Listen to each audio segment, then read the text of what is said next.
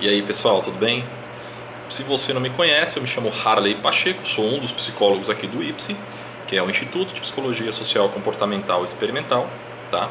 A gente realiza atendimentos psicológicos a custos simbólicos, em que, em alguns casos, né, eventualmente chegam a ser gratuitos. A gente está em Fortaleza, eu estou em Fortaleza, a gente tem um psicólogo na Bahia, né? A gente tem um psicólogo, eu estou no Ceará, a gente tem um psicólogo na Bahia, a gente também tem psicólogo em São Paulo. Então, se você quiser conhecer mais, entre no nosso site, é www.ipse.com.br. Legal? É IPSCE. Show de bola?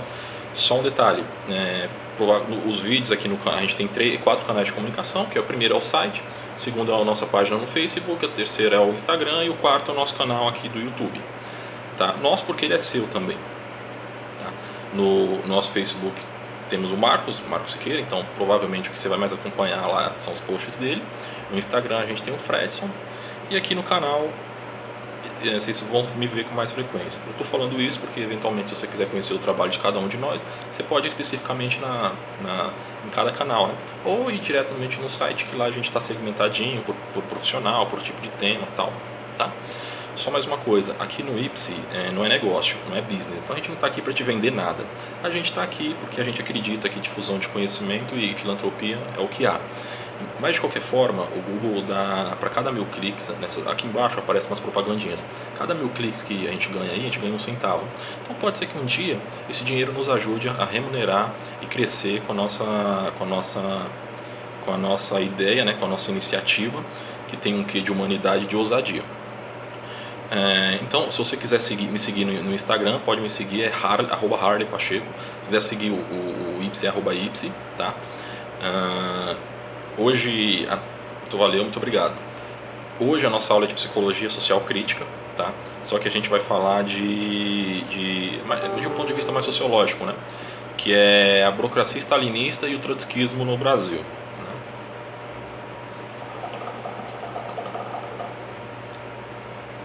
Por que a gente vai falar sobre isso? Porque esse é um tema que é bastante premente na sociedade, né? E a gente precisa aí conhecer muito bem esses conceitos para a gente não acabar falando besteira sobre socialismo, comunismo e tal. E por que eu estou falando isso também? Porque na psicologia esse é um tema, principalmente na psicologia social crítica, muito presente. Né?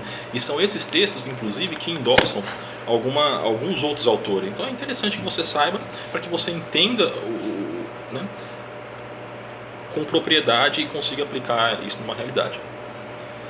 Nosso referencial teórico esse é um texto de uma psicóloga chamada Alzira Lobo de Arruda Campos, José Américo Martelli Tristão e Rosemary Faga Viegas. Tá? Eles foram professores da Universidade de São Marcos em 2007.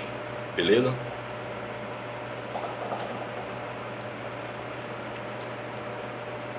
Vamos lá. A produção de conhecimento do proletariado silenciou as pessoas importantes na formação do Partido Comunista no Brasil, simplesmente porque eram oposições às propostas de esquerdas que já haviam naquela época, né?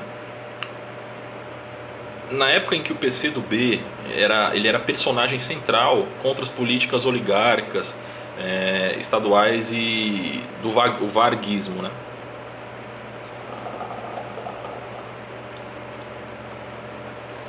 Ou seja, o que a gente está dizendo aqui é que você já tinha uma esquerda, né, nessa época muito forte, que era praticada pelo PCdoB, né? E com o tempo foi chegando no Brasil uma produção de conhecimento mais proletária que era meio que antagonista a essas ideias comunistas. Então aí era uma guerra entre stalinistas e trotskistas, e isso dificultava ainda mais a complexidade da prática política que se projetava num campo teórico, né? Nessa área, o PC, né, que é o Partido Comunista, era o centro, né, porque ele era organizado e por isso quem não fazia parte dele era dissidente. Eu falei do PCdoB, mas era PC, tá, pessoal? Antigamente aqui. Ou seja, você tinha um movimento assim, ou você era do PC ou você era dissidente. Mesmo que você fosse comunista, socialista, tivesse essas ideias de esquerda, mesmo assim você ainda enfrentava a perseguição do seu próprio partido. Porque você era considerado dissidente ao artigo 13 do estatuto desse partido, né, que marginalizava quem não obedecesse suas regras. E qual é o problema? Que com isso, os opositores internos, eles eram considerados, entre aspas, de direita, né? E aí eles eram acabados a forçar a abandonar a causa, que era representada por um partido, entre aspas, ditador, né? Então, para você atuar dentro do PCdoB como dissidente, você acabava sendo clandestino.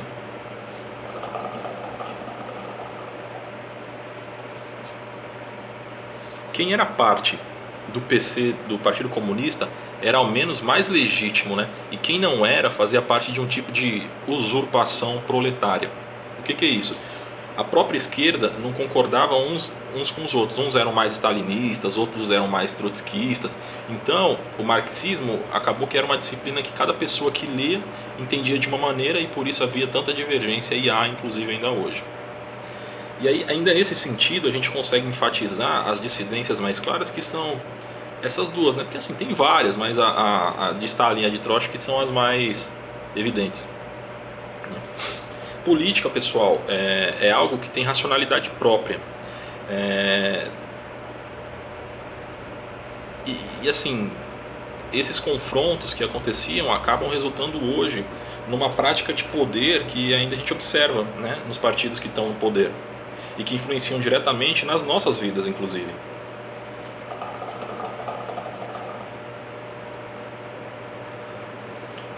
O PCdoB, ele censurava e criticava muitos membros do partido. E aí a direção se tornava cada vez mais intolerante umas com as outras e opostas, né? E você acabava que reproduzia as ideias de stalinistas que não era o que o Brasil estava pronto para viver.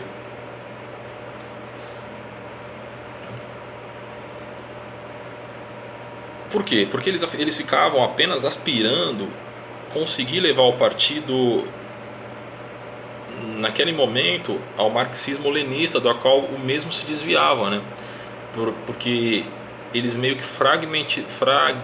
fracionavam a ideologia e repartiam, né? E eles acabavam sendo uma fração do Partido Comunista. Aí teve a adesão do Carlos Prestes ao Partido Comunista, que pareceu como uma intentona de reconduzir o partido a uma ortodoxia bolchivista-lenista, né? E aí os opositores, que ainda não eram tratados como trotskistas, passaram a ser, né, tratados como opositores trotskistas. Aí os primeiros ataques dos stalinistas contra os trotskistas refletiam a preocupação do próprio PCdoB em acatar a ordem internacional comunista, né, que era conduzida pelo Stalin. Este processo ele servia para atrelar definitivamente o PCdoB dos ditames oriundos da intentona internacional. E aí passava a ser um obreiro do Stalin, né? Onde ancorava-se no repúdio às alianças com pequenos burgueses do Partido Democrático. Assim,